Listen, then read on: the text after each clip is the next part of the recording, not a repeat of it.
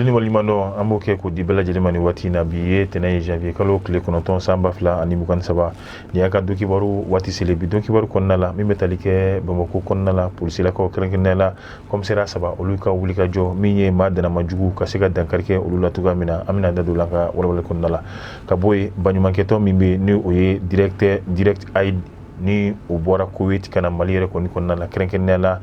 banamba dugu mimbe no kokani olu koni tara jibundo bilibili ka di in kawre ko ni ma amina ndadu lanka wala konna la ka faruka madam bori filisi suku ni alere ko ni kana ministre Elaji Ibrahim Bokar Keita aleka fanga wati ala khainala wa alere ko ni ka kiri baro ulus alisa obesina amina ndadu fene lanka wala konna la ameta anka jamana ko kan frafina frajira nanyi munu soro wala amesoro ka dono liye anka kuna foni konna la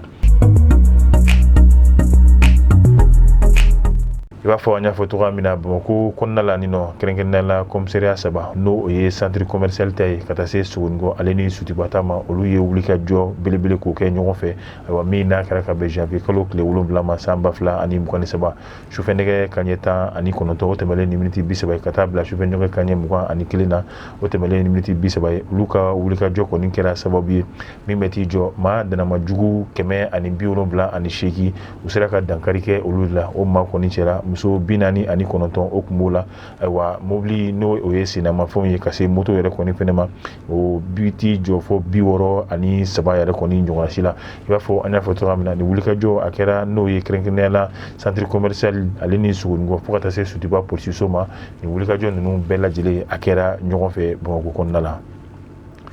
banyumanketo mimbe nanyu wole ko direct aid no olu bora Kuwait jamana re konika olu nana malila kana minye jibondo belebele kato sigi fo banamba dugu mimbe no oye kokoni wa ibai ka fo ni bara nyuma nunu koni bella jelen koni kera mami refene ka deme kono ode honorable Mamadou Mfa Sempara alere de kera ni sababu nyuma re koni ibai ka fo bi ame wati mina foraji ko koni adilila wa ma chama koni kumekene ka damne banamba konnala fokata si minye bamako re koni machama re koni bora yasa ni kene olu be seka ye akantuga mina nyana ko anya fotuga mina minye wolo sebere koni diri o dira mami re koni fe o de jekulu re koni nyema a barake nyogo ni o ye talinga anyema ba o de ye bakari kulubali ale koni re koni kumala mi metalike Yeli vision ale ka micro la krenkenela sabalika inturi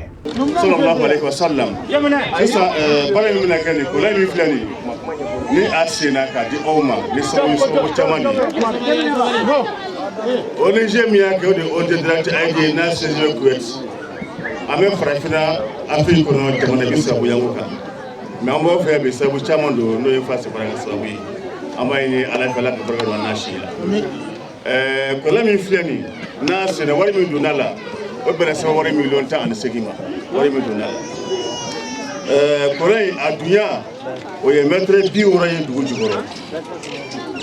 Koray abisaka jimi no ero o de 8,60 metre ki par heure litri basigi ay doni amoni bi o ma ero okoro ka bisaka docteur sota abe ekol sota abe dugu beta abe halaka jardin Allah jardin de la musoni abisaka jiwo la ngata jardin ko nala muso bisaka nafasola donc amay ni je se fait ko barake pour les femmes hectare clé ñu wona la o se ga do wasa da chogo na parce que ji ga ko trop wala ji mi flani amna di conseiller secrétaire président a bari du mutima mungo so ga se ga na fanyala ne aya di o ga timna ka ba muso kelemina jo ka ndumo jeke no ba imamul qarya ale be ka fatiha ta bela jilege le mutabari unawo ale jamia yere ale mugo fala ale ale mari muna besi ka do ke bela jilege mun na ko ko yima fala ka do ke bela jilege so ay wala ga be shi barka awu ke ka ko kunche wala mi so kana kolanda ele ni jiba kono ka sele tawre fala ga jiba kono do ame do ke bela jilege entreprise yere munu ye ko nse be kere ajiba de matiki munna o entreprise de munu ye ko le barka be fo frema ka ku ga bara anyina ko donc ku fere ko ni che be kere ka donc c'est ça أماي أحمد تامتن دلو يأتي ويتكلم باللغة العربية ليقدم هذا التقرير الفني إلى رئيس مجلس الشورى ليقدم إلى شيخ القرية عم كيف عرب كان لازم متابع يسمع اللغة العربية وذلك نتكلم بالعربية هكذا فيأتي يتكلم ويقدم هذا باللغة العربية لزعيم القرية وشكرا وبعده يأتي بامرأة واحدة وتتكلم وتشهد على فائدة الماء وجود هذا المشروع فينا وماذا كانوا من قبل كيف كانوا يستفيدون كيف كانوا ينزلون من الماء الآن بس أردت أدخل بالحمام مع مديري لم يجدوا معه أنا ومديري لم ما في ماء في القلعة كله سانسا نينغا دنتغا من نيو كنلا أي سالي بلت كيف سالي فوتي وجيه مي كنلا أو بلغا بلغا أواجدي نيو كنلا Sabalkan Touré aywa na komi anya fotoga mina bagari kulubali ka kuma nyogonya koni o temelen ko fe kenen ka mamunu yere koni ye jibondo bayin soro olu ye niso jaminke aywa amase ka tu kono muso min kume keneka aywa muso yere koni fene bella jilen to kola ale kumara no ye sogona jarai aye dugu aka niso jia kenkenela muso aywa olu ka siwa kasika o yira tuguni Sabalkan Touré ale ka mikro la nyeto sogona jara yebe kugonia Ogoningao, Mosoni chair, I made Mr. Jamin Ganakanibi, and the second Nabaka Foka Sadala. Oh, mana family,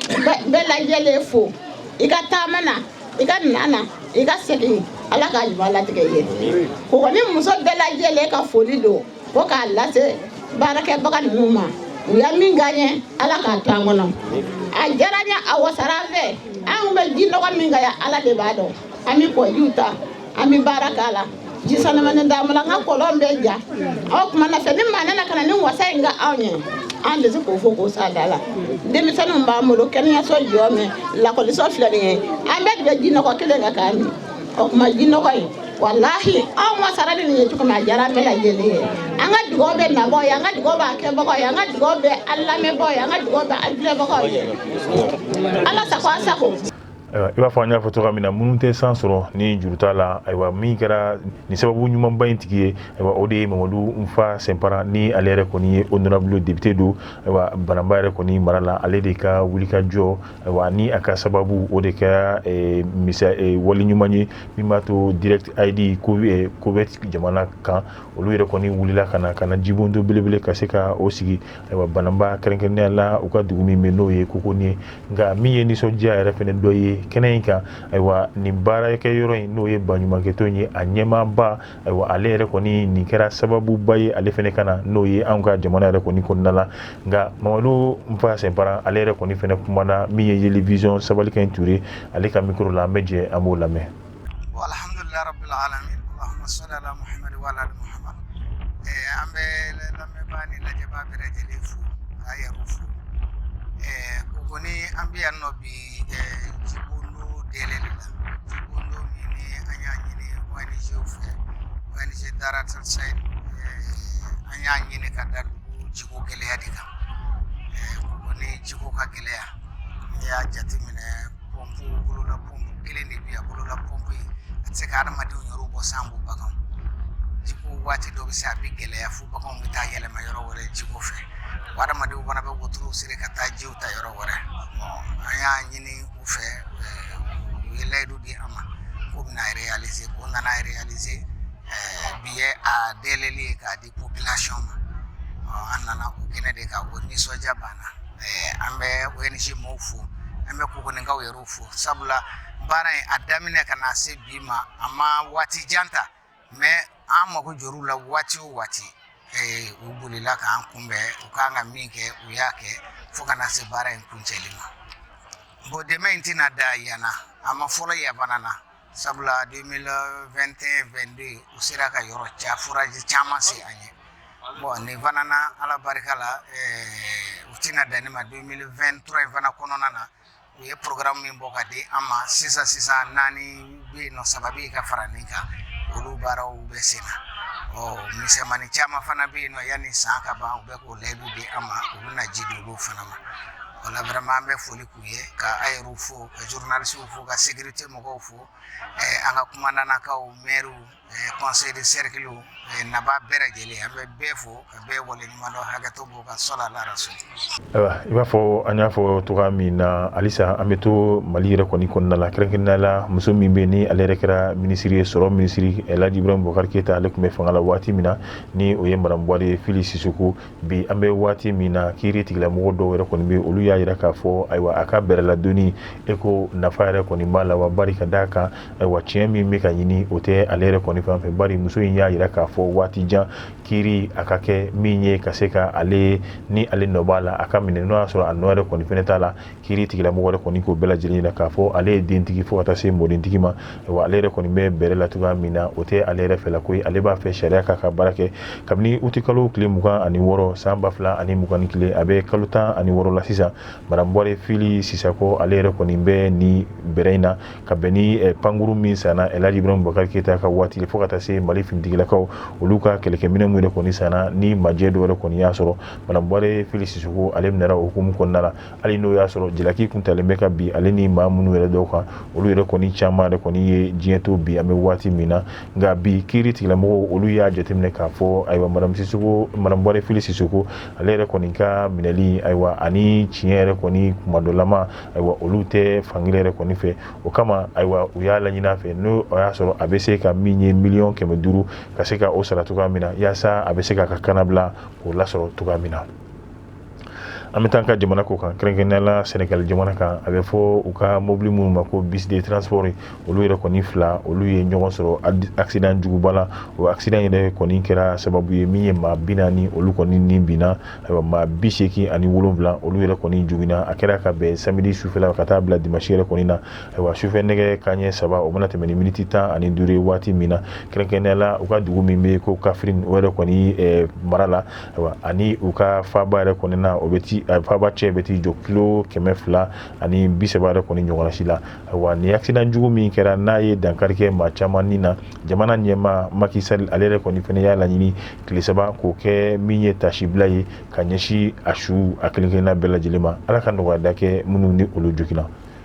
An bɛ taa Brésil olu ka jamana ɲɛmaa kura min sigira ayiwa kɔsani yɛrɛ kɔni na ni Mali premier ministre dɔgɔtɔrɔ Choguel Kukala Mayiga fo ka taa se ministre wɛrɛw ma olu yɛrɛ kɔni tun bɛ o kɛnɛ yɛrɛ kɔni kan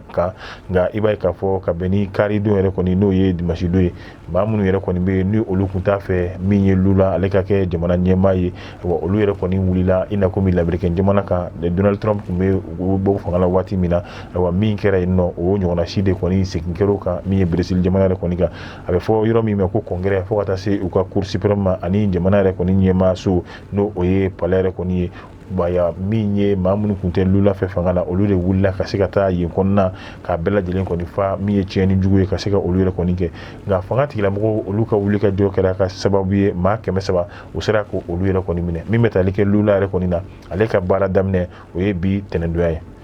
An bɛ bɔ yen an bɛ taa Iran jamana ka fara ɲɔgɔn kan ba o kɔni kɛra Irankaw yɛrɛ kɔni fɛ kɛrɛnkɛrɛnnenya la Faransi lasigidenso min b'u ka jamana faaba yɛrɛ kɔnɔna la n'o ye Teheran ye ayiwa olu yɛrɛ kɔni taara yen k'u ka dusumagasi ka se ka o kɔni yira bari ka d'a kan magazine min bɛ yen nɔ n'o ye kunnafoni yɔrɔ ye Faransi jamana yɛrɛ kɔni kan ni a bɛ wele ko Charlie Hebdo ayiwa o kɔni ye jajugu bɔ ka bila olu yɛrɛ ka diinɛ ɲɛmaa kan o min kɛra kɔni a ma bɛn u ma o de kɛra sababu ye ka bɛn ni kari don ye ni o ye janvier kalo tile 8 san 2023 olu yɛrɛ kɔni caman bɔra min ye ka taa Faransi lasigidenso min yɛrɛ kɔni bɛ yen nɔ ne a bɛ fɔ a ma ambassade ka se ka taa u jɔ yen da la ayiwa k'u ka dusumakasi k'o yira u ma dɔw dɔrɔn ma Faransi n'o ye u ka drapeau yɛrɛ kɔni fɛnɛ ye u y'o fɛnɛ jeni